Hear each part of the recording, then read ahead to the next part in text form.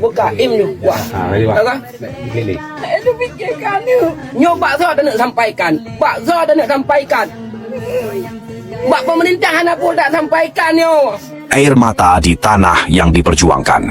Kemana hati nurani pemimpin Aceh?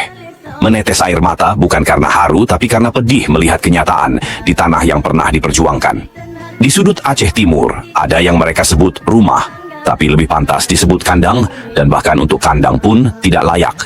Namun di sanalah mantan kombatan GAM tinggal, orang-orang yang dulu bertaruh nyawa, yang dulu berkorban untuk tanah ini, untuk Aceh yang mereka impikan merdeka dari penderitaan.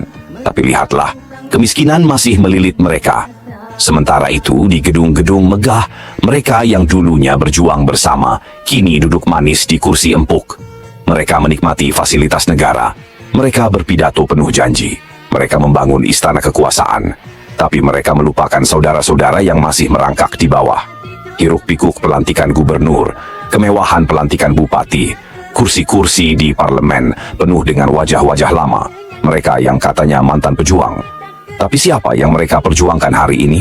Bukan rakyat miskin, bukan kombatan yang terabaikan, tapi segelintir orang yang kini semakin rakus mencengkeram kekuasaan.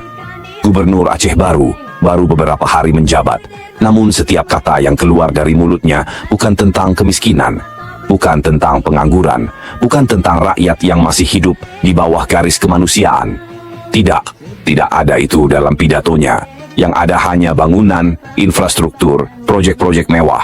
Kenapa? Karena disitulah uang mengalir, karena disitulah ruang mereka bermain.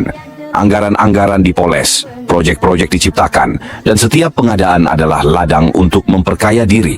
Sementara itu, rakyat Aceh, mereka yang seharusnya diperjuangkan, hanya bisa menangis dalam diam. Menunggu keajaiban, menunggu janji yang tak kunjung ditepati, menunggu keadilan yang tak pernah datang. Harga barang melambung, pajak mencekik, lapangan kerja nyaris tidak ada, dan beban hidup semakin berat. Tapi siapa yang peduli? Para pemimpin sibuk mengisi kantong sendiri, sibuk mencari celah dalam sistem, agar bisa menikmati hasil dari keringat rakyat. Inikah Aceh yang dulu diperjuangkan? Inikah Aceh yang dulu diimpikan? Ataukah kita hanya menyaksikan sandiwara, di mana rakyat tetap menjadi budak, dan para pejabat terus berpesta di atas penderitaan mereka? Mualem, pemimpin Aceh, di mana hatimu? Di mana nuranimu? Jangan hanya duduk di Menara Gading, turunlah ke bawah, lihatlah penderitaan rakyatmu. Jangan hanya bicara pembangunan, bangunlah kesejahteraan untuk mereka yang masih terpuruk. Jika tidak, sejarah akan mencatat bahwa engkau bukan pemimpin rakyat,